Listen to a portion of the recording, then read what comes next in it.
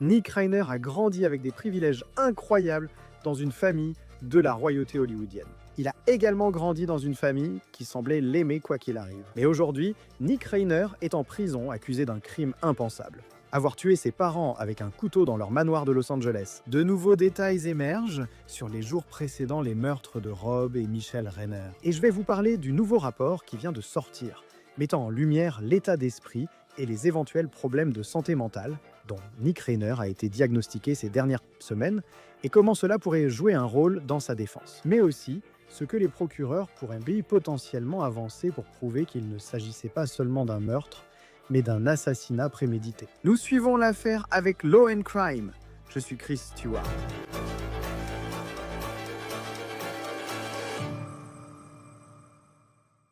Nick Reiner est accusé de 2 meurtres au premier degré. Les procureurs de Los Angeles pensent que ce qu'il aurait fait à ses parents était prémédité, que c'était prétendument un acte planifié. Je vais expliquer pourquoi les procureurs pourraient-ils le penser, en rassemblant ce que nous savons sur ce qui a été trouvé dans la maison de Brentwood de Rob et Michelle Reiner. Une grande mise à jour est arrivée cette semaine. Selon TMZ, Nick Reiner, d'après ce que rapporte le média, a récemment été diagnostiqué schizophrène juste quelques semaines avant les meurtres de Rob et Michelle. Le média évoque aussi une source disant que les médicaments de Nick le rendaient instable et dangereux. Cela n'a pas été officiellement prouvé, mais c'est un rapport important publié par TMZ. Rob Reiner, le père de Nick, était une véritable institution à Hollywood.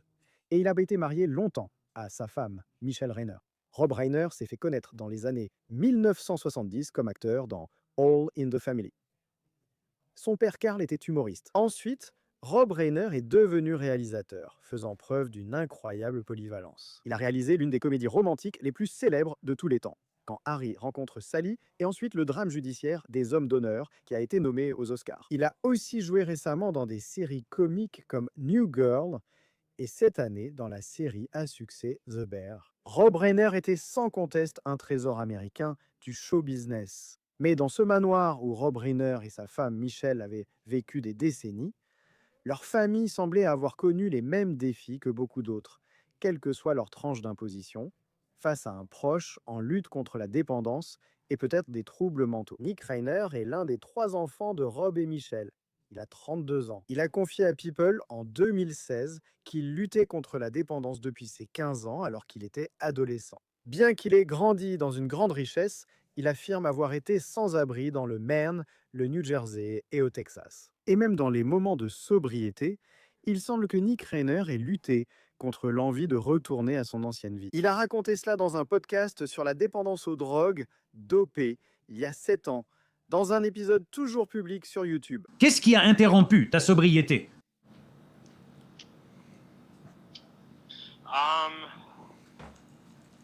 Je ne sais pas. Je voulais simplement rester près de chez moi et rentrer à la maison. Mais tu voulais recommencer à fumer de l'herbe et tout ça? Je ne te juge pas, Nick. C'est juste que, tu vois, il y a 1 milliard ou des milliers. Tu sais ce que c'était vraiment? C'était comme si, au fond, je savais que je voulais rechuter. En fait, je ne voulais même pas appeler ça une rechute. Je voulais juste retrouver mon ancienne vie, fumer de l'herbe, prendre quelques cachets, faire ce que je voulais. Et je savais que si je recommençais à le faire dans le Maine, je ne pourrais pas vraiment le faire. De nombreuses personnes affirment que l'addiction persiste et constitue une lutte quotidienne. Et cela semble avoir été, au moins en partie, le cas pour Nick. Récemment, certains d'entre eux ont exprimé leur inquiétude pour lui, évoquant de sérieux signaux d'alerte sur son comportement. Maintenant, selon TMZ encore une fois, il avait récemment été diagnostiqué schizophrène. C'est ce que rapporte le média. TMZ a aussi publié un article sur des employés d'une station-service proche de la résidence des Reiner à Los Angeles, où Nick achetait souvent des cigarettes. Les employés ont remarqué, peu avant les meurtres des Reiner, que Nick semblait épuisé. Et il se montrait distant d'une manière qu'il considérait comme anormale par rapport à son comportement habituel lorsqu'il venait. Vous prenez ensuite ce témoignage, soi-disant, et vous le comparez au récit sur la façon dont Nick se serait comporté la nuit précédant la découverte de ses parents morts chez eux. Lorsque tous, Rob, Michelle et Nick, seraient allés à une fête de Noël chez Conan O'Brien, où Nick aurait déambulé dans la soirée en exigeant de savoir si les invités étaient en célèbre, mettant apparemment les gens très mal à l'aise. Selon The Hollywood Reporter, certains à la fête pensaient que Nick était juste un inconnu entré par hasard, et ignorait qui il était. Les Hollywood Reporters rapportent également que Rob Reiner avait demandé à Conan si Nick pouvait l'accompagner à la fête. On peut se demander à quel point les Reiner s'inquiétaient pour la santé mentale de Nick face à ses problèmes de dépendance. Et le comportement de Nick à cette fête était apparemment si troublant que Rob et Nick ont fini par avoir une énorme dispute, selon TMZ, que de nombreuses personnes ont vu à cette fête. Quelques heures plus tard, la police affirme que Nick a tué Rob et Michel avec un couteau, les poignardant prétendument à plusieurs reprises. Aujourd'hui, je suis ici pour annoncer que notre bureau va engager des poursuites contre Nick Reiner, qui est accusé d'avoir tué ses parents, l'acteur et réalisateur Rob Reiner, et la photographe et productrice Michelle Singer Reiner. À ce moment, Chopper, le procureur du district de Los Angeles, a annoncé les charges contre Nick. Cela nous amène à l'argument des procureurs.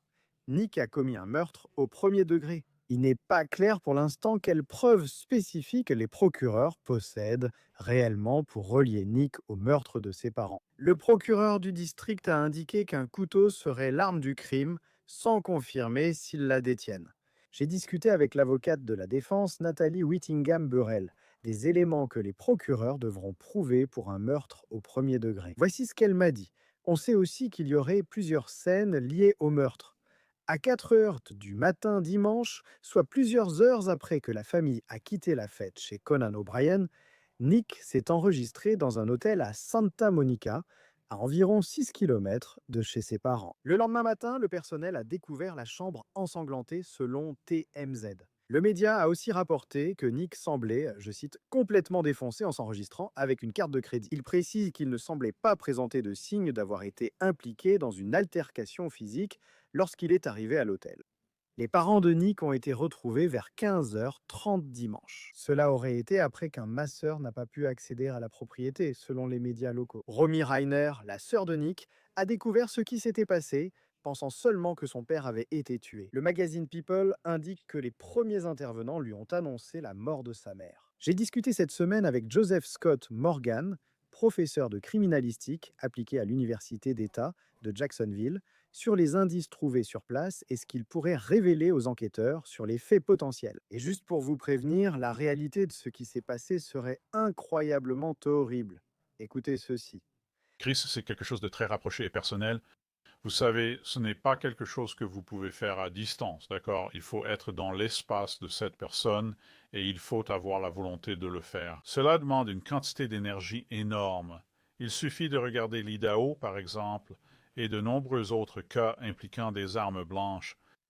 Cela demande des attaques soutenues. Cela demande aussi bien... Je ne sais pas comment décrire cela. Cela aussi pour moi. Chaque fois que je vois ça, et surtout quand on parle de plusieurs, on pense à une personne maniaque qui fait ça. Dans les enquêtes sur les décès, on parle de acharnement pour désigner une attaque au couteau avec de multiples blessures. Je ne dis pas que c'est ce qui est arrivé ici, mais cela en donne l'impression car on reçoit des rapports, notamment que les gorges ont été tranchées. Eh bien, ils n'ont pas dit ça, vous savez, dans le communiqué. C'est spéculatif, cependant, c'est certainement plausible.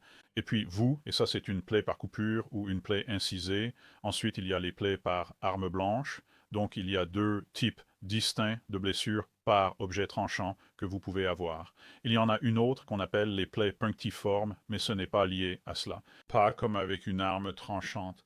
Donc, pensez à un coup de couteau. Un coup de couteau est plus profond que long par rapport à la blessure, et une coupure ou une incision est plus longue mais plus superficielle.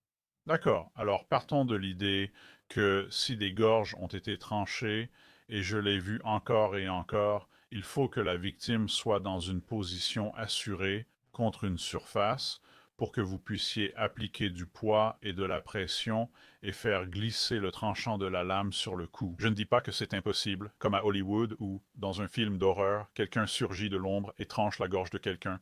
Je suppose que c'est possible. La plupart du temps, il faut appliquer une force considérable, il faut que la personne soit maintenue ou appuyée contre quelque chose, puis qu'on exerce une pression vers le bas. C'est ce qui rend tout cela encore plus horrible. 6 heures après la découverte des corps, Nick a été arrêté à 24 km de la maison de ses parents, près du campus de l'University of Southern California. Il existe une vidéo de surveillance, obtenue d'abord par NBCLA, qui montre Nick dans une station-service en train d'acheter ce qui ressemble à une sorte de boisson sportive. Il quitte la station-service et traverse la rue, moment où la police l'arrête.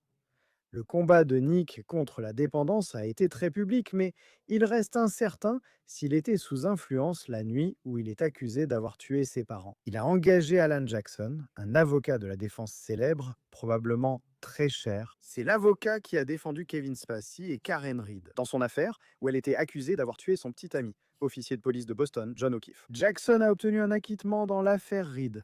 La défense d'Alan Jackson n'est pas accessible à tous. Il a un jour déclaré à Vanity Fair que la facture pour les 2 procès de Karen Reed dépassait les 10 millions de dollars. Maintenant, il a dit qu'il ne lui avait pas facturé le plein tarif. On ne sait pas vraiment ce que Nick Reiner faisait comme travail. Il a écrit un film avec son père, que son père a réalisé, intitulé Être Charlie, qui est sorti vers 2015. Mais il ne semble pas qu'il ait vraiment fait grand-chose après cela, professionnellement. Du moins dans le monde du show business. Nous avons trouvé une vidéo YouTube de Nick publiée il y a 9 ans, où il tente peut-être de créer un personnage pour débuter en comédie. Et je m'en fiche même si quelqu'un me traite de mauviette parce que je suis un escargot et je n'échouerai jamais. Et tu sais quoi, tu vas devoir venir me sortir de prison. La vidéo, quand tu la regardes, c'est étrange, c'est bizarre, et ça te montre aussi un peu la façon dont Nick parle et agit parfois. Évidemment, cette vidéo a été publiée il y a environ 10 ans. Et pourtant, on ne sait toujours pas vraiment si Nick était sous l'influence de quelque chose au moment où il aurait tué ses parents. Avec ce rapport TMZ sur la schizophrénie, on ne sait pas encore si c'est vrai, mais ensuite, en même temps, est-ce que cela aurait joué un rôle quelconque dans le meurtre de ses parents? Autre question, comment Nick a-t-il pu engager Alan Jackson? Un avocat très coûteux et une défense qui pourrait durer plus d'1 an, et une défense qui pourrait être très onéreuse. Quand on pense aux experts et à la quantité de détails qui devront être pris en compte pour le défendre, dans ce qui sera une affaire incroyablement médiatisée. Maintenant, la Californie a une loi appelée le statut du tueur. Cela empêche toute personne reconnue coupable d'homicide de recevoir de l'argent de la succession. Le New York Post indique que la succession de Reiner vaudrait 200 millions de dollars. Le New York Post rapporte également que les frères et sœurs de Nick auraient peut-être permis à la succession de financer la défense afin de s'assurer que leur frère est un avocat compétent. Ce n'est pas clair, c'est seulement une théorie du New York Post. Les frères et sœurs de Nick ne l'ont pas cité dans leur déclaration publique, qui disait en partie, selon CBS News, « Les mots ne peuvent même pas commencer à décrire la douleur inimaginable que nous ressentons à chaque instant de la journée. La perte dévastatrice de nos parents, Rob et Michelle Reiner, est une épreuve que personne ne devrait subir. Ils n'étaient pas que nos parents, mais aussi nos meilleurs amis. » Nick n'a pas encore répondu aux accusations. Au tribunal, son avocat, Alan Jackson, a déclaré qu'il lui fallait plus de temps avant la mise en accusation. Nick a simplement dit 3 mots au juge sur son droit à un procès rapide. Monsieur Reiner, avez-vous une demande écrite constitutionnelle ou légale pour une mise en accusation rapide? Votre avocat demande de reporter votre mise en accusation au 7 janvier 2026. Renoncez-vous à votre droit à une accusation rapide pour comparaître le 7 janvier 2026? Oui, votre honneur. Donc vous l'avez entendu dire là, oui, votre honneur, c'est tout. Il a ensuite été ramené à la prison du comté. Selon Cable News Network, le juge a interdit aux médias de filmer ou photographier Nick au tribunal dans un espace clos. Mais des croquis d'audience le montrent, portant ce qui semble être un gilet bleu que les prévenus portent souvent, afin de ne pas se blesser eux-mêmes. Déclaration de l'avocat de Nick, Alan Jackson, après l'audience. Bonjour mesdames et messieurs, j'ai juste quelques mots à dire rapidement. Tout d'abord, et c'est le plus important, c'est une tragédie dévastatrice qui a frappé la famille Reiner. Nous en sommes tous conscients et nous adressons tout notre soutien à la famille Reiner. Et il y a des questions très très complexes et sérieuses qui sont liées à cette affaire. Celles-ci doivent être traitées, examinées et analysées de manière approfondie, mais aussi avec beaucoup de précautions. Nous vous demandons de permettre au système d'avancer selon le processus pour lequel il a été conçu. Non pas en jugeant vite ni en concluant trop tôt, mais avec retenue. Et avec dignité et avec le respect que ce système et ce processus méritent, ainsi que la famille.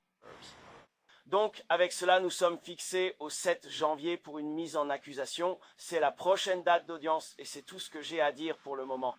Il pourrait y avoir plus tard, mais aujourd'hui nous restons sur notre position procédurale. C'était un report de la mise en accusation, rien n'a eu lieu sur le fond.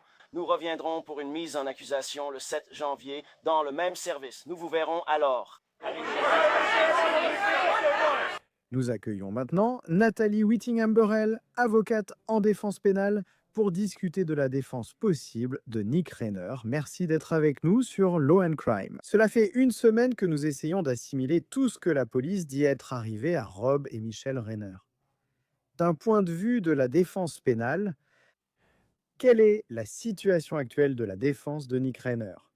Et que pourrait faire Alan Jackson? Et essayer de comprendre quelle direction il pourrait prendre avec cette affaire. Bien sûr, alors pour l'instant, c'est vraiment le tout début du processus et M. Jackson est dans une position unique car il est ce qu'on appellerait, je pense, dans le langage courant, un avocat de la défense très influent. Donc il a probablement un peu plus de relations et de prestige auprès des policiers et des procureurs. Il essaie sans doute d'obtenir un maximum d'informations sur ce qu'ils savent de son client et sur ce que ce dernier a déclaré. Je sais qu'il voudrait certainement mettre fin à toute interaction entre son client et les médias, entre son client et les forces de l'ordre. Il veut intervenir et s'assurer qu'aucune déclaration ne parvienne aux forces de l'ordre. Qu'ils reçoivent toutes les informations. Le contrôle de l'information est essentiel en début d'affaires. Je suis donc certaine qu'il s'y consacre.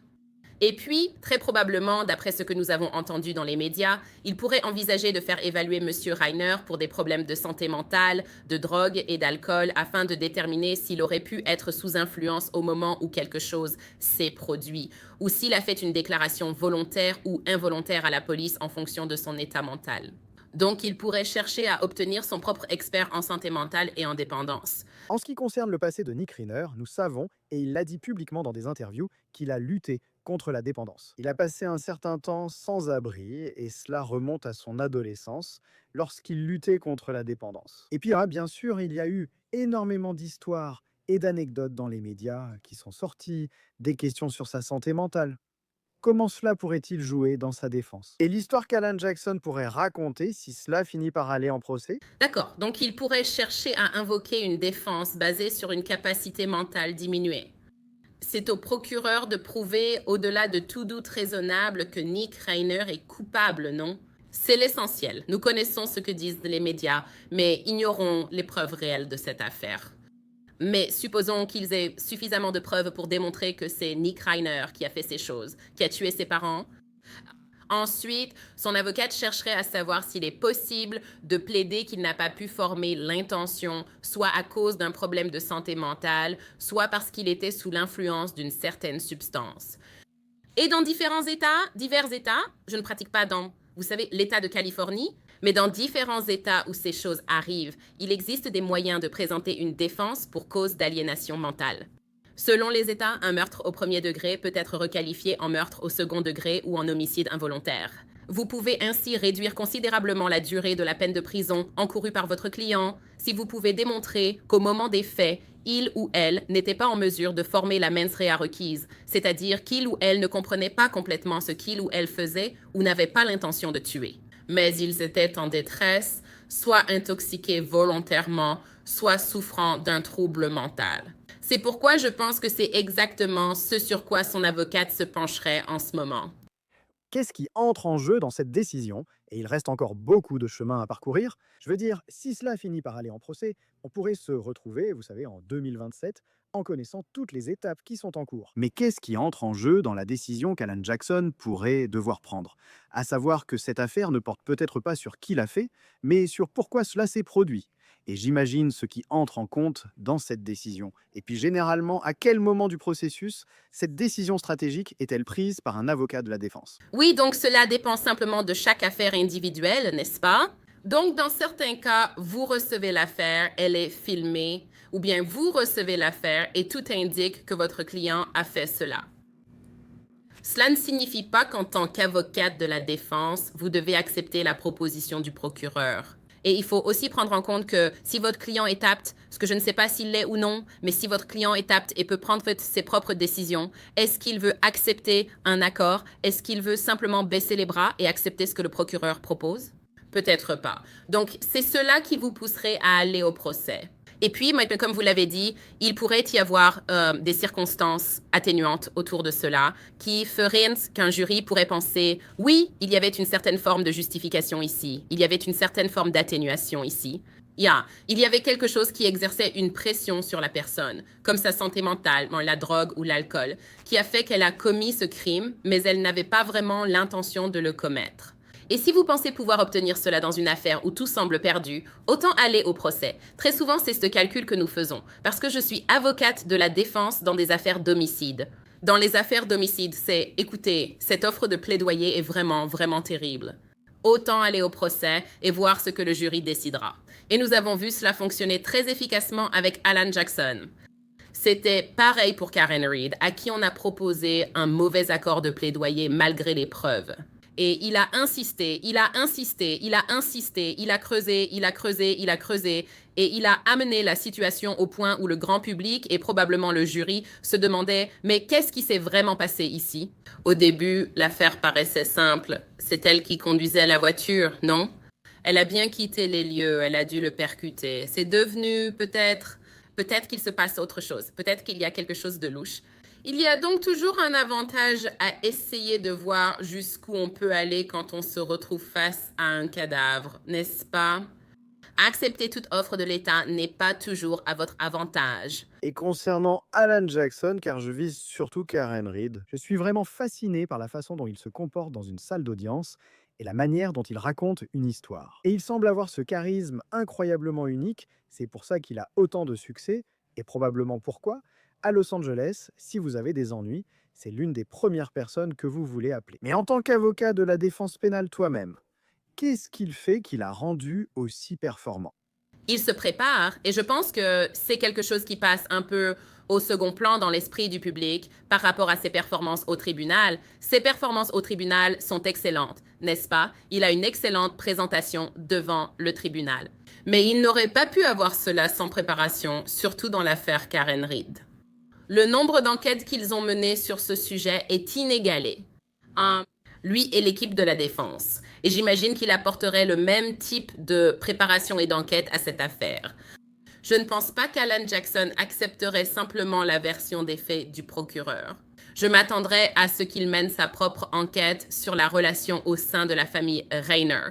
Quels que soient les autres problèmes dans la vie de Nick Rainer, il ferait cela. C'est comme ça que je le vois. Il chercherait à savoir qui il était, ce qui se passait avec lui. Il pourrait analyser la situation depuis sa naissance jusqu'à l'événement pour comprendre les circonstances et voir comment atténuer l'affaire. C'est ce qui mène à une telle assurance lors des plaidoiries. Donc même si je suis aussi impressionnée par sa confiance au tribunal, sa façon de manier la parole vient de sa préparation. Et c'est ce qu'il apporte.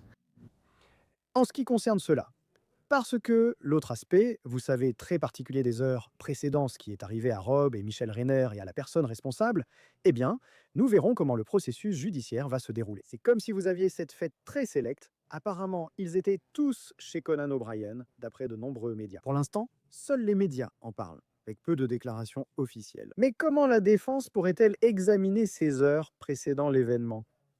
Vous avez cette fête. Il a rencontré beaucoup de monde. Comment cela influence-t-il la défense que vous souhaitez présenter en aidant Nick Rainer dans cette situation? Oui, donc c'est difficile, n'est-ce pas? Parce que si vous êtes le procureur, vous pourriez considérer cette fête comme l'événement déclencheur et le mobile. Et le procureur cherche toujours un mobile. La dispute était le mobile qui l'a poussé à planifier le meurtre de ses parents. Alors que si vous êtes la défense, la façon dont vous racontez cette histoire, c'est qu'il y avait, vous savez, de la discorde au sein de la famille. Il souffre de problèmes de santé mentale depuis longtemps et ce n'est pas quelque chose qu'il avait planifié. Et cet événement déclencheur l'a fait perdre le contrôle. Ce n'était ni planifié ni prémédité. Ce n'est donc pas un meurtre au premier degré, non? Donc, il y a différentes façons, selon les faits et ce que disent les témoins, qui pourraient amener l'accusation à essayer de montrer qu'il y a une certaine forme de préméditation ici, ou un certain mobile, une certaine animosité envers ses parents. Ou alors, la défense dira, regardez à quel point il était instable, regardez comme il était incapable de se contrôler, même lors de cette fête très huppée. C'est une personne qui n'avait pas le contrôle de ses facultés mentales et qui n'avait pas l'intention requise pour commettre un meurtre.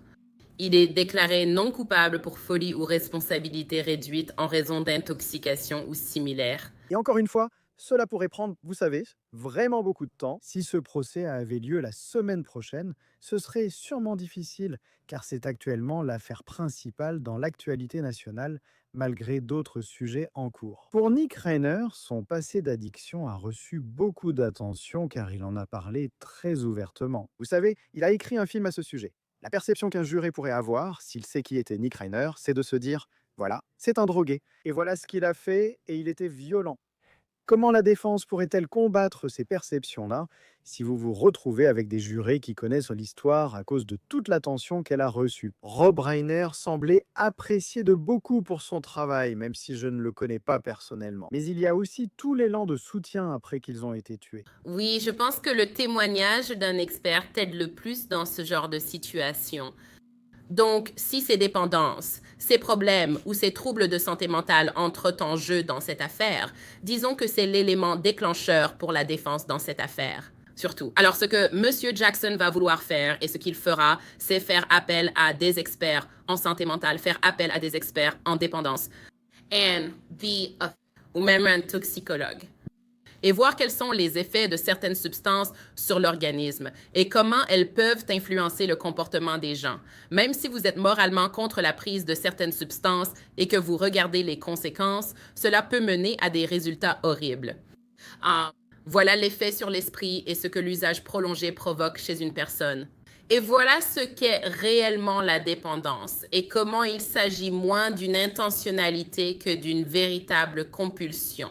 Parce que vous êtes peut-être physiquement dépendante d'une substance et ce que cela vous fait, comment cela modifie la chimie de votre cerveau, n'est-ce pas? Donc, vous retirez l'aspect émotionnel en le rendant scientifique, vous faites intervenir une experte qui peut témoigner. Et peut-être qu'elle ne peut pas dire « oui, il a tué ses parents parce qu'il était sous telle ou telle drogue ». Mais elle peut dire que voici l'effet de cette drogue sur l'organisme. Et nous savons que cette drogue était dans son organisme. Et cela donne à Jackson suffisamment d'arguments pour plaider lors de la clôture que c'est la raison pour laquelle vous devriez le déclarer non coupable, par exemple de meurtre au premier ou au second degré. Et pour le fait qu'il soit accusé de meurtre au premier degré et que les procureurs croient que c'était prémédité, que c'était, vous savez, cela veut-il dire que ce n'était pas un acte impulsif? Quand on pense à quelqu'un qui planifie un meurtre, on imagine une liste de cibles et un passage à l'acte. Que doit prouver exactement l'accusation pour un meurtre au premier degré par rapport au deuxième degré? En effet, il existe plusieurs types de meurtres au premier degré, dont celui planifié à l'avance, comme vous l'avez mentionné. Quelqu'un en embuscade faisant une liste, engageant un tueur à gages pour tuer de cette façon. Ce n'est pas la plupart des meurtres au premier degré. Un meurtre au premier degré peut résulter de la préméditation, même si elle se forme pendant l'acte. Donc, d'après ce que je comprends, il s'agissait d'une attaque au couteau. Et poignarder quelqu'un plusieurs fois sans s'arrêter montre qu'on sait qu'on risque de tuer la personne. Continuer ainsi peut mener à un meurtre au premier degré. Vous pourriez être en train de poignarder une personne. Oh mon Dieu, je ne sais pas ce que je viens de faire, mais cette personne est morte. Et ensuite, vous allez et vous commencez à poignarder la deuxième personne. Certainement, on pourrait dire que c'est un meurtre au premier degré pour la deuxième personne. C'est la même chose si vous tirez sur quelqu'un, vous lui tirez dessus une fois. D'accord, ce n'est pas un meurtre au premier degré, mais si vous lui tirez dessus 20 fois, je veux dire, dès le 5e tir, vous savez que ce que vous faites, c'est tuer cette personne. Donc oui, cela peut se former pendant l'acte, pendant l'événement lui-même. Ce n'est pas toujours le cas. De nombreux États fonctionnent ainsi. Il n'est pas obligatoire de tout planifier longtemps à l'avance. Et puis quand il s'agit de ça, et les seules personnes qui savent probablement comment cette conversation s'est déroulée, ce sont Alan Jackson et Nick Reiner. Mais en tant qu'avocat de la défense pénale, quand il s'agit d'homicide, je veux dire à quoi ressemble la première conversation. Vous avez ce client qui est en prison. Je ne sais pas dans quel état d'esprit se trouvait Nick Reiner, ni tout ça, mais je suppose... À quoi ressemble la conversation? Quelles sont les questions qu'Alan Jackson est susceptible de poser à Nick Reiner lors de cette première discussion? D'accord. Je ne connais pas son approche particulière, mais je sais que pour moi et beaucoup de mes collègues, la première démarche consiste généralement à apprendre à connaître son client, à évaluer où il en est mentalement à ce moment-là, surtout si près de l'événement lui-même. Nous sommes à seulement quelques jours du meurtre de ses parents. Donc, ce que vous voulez vraiment savoir, c'est premièrement, qui êtes-vous? Deuxièmement, est-ce que vous me comprenez? Et ça, vous savez, c'est juste que vous posez des questions, vous obtenez des réponses, vous essayez de voir s'ils se souviennent des choses dont vous avez parlé auparavant et vous recueillez un peu de leur histoire de vie. Je ne commence pas, lors de la première visite, et beaucoup de mes collègues non plus, par « racontez-moi ce qui s'est vraiment passé », n'est-ce pas? Parce que, honnêtement, à ce stade, ce n'est pas votre priorité, pas à ce moment précis. En ce moment, et de ce que vous voulez faire, c'est mettre un couvercle sur toutes les informations qui s'échappent. Vous voulez éviter que quiconque obtienne des informations nuisibles à votre cliente. Vous tentez de recueillir un maximum d'informations auprès de l'accusation et de découvrir tout ce qu'il possède. Si votre cliente dit spontanément « je ne l'ai pas fait » ou « oh mon Dieu, j'étais ceci, j'étais cela », approfondissez, mais soyez très prudente pour ne pas briser la relation. Il faut humaniser votre cliente, apprendre à la connaître mentalement, physiquement, émotionnellement, pour savoir comment aborder l'affaire. Et puis, les faits eux-mêmes montrent qu'il a besoin de consulter un professionnel de la santé mentale pour l'évaluer dès que possible et il en a la capacité ainsi que les ressources. Donc, il devrait le faire immédiatement. Et nous verrons ce qui se passera ensuite. C'est vraiment une affaire tragique venant de Los Angeles. Il reviendra au tribunal le 7 janvier. Merci à Nathalie Whittingham-Burrell, avocate de la défense pénale, d'avoir été avec nous sur Law and Crime. Merci. C'était Law and Crime. Abonnez-vous à notre chaîne YouTube et Spotify. Je suis Chris Stewart. À bientôt.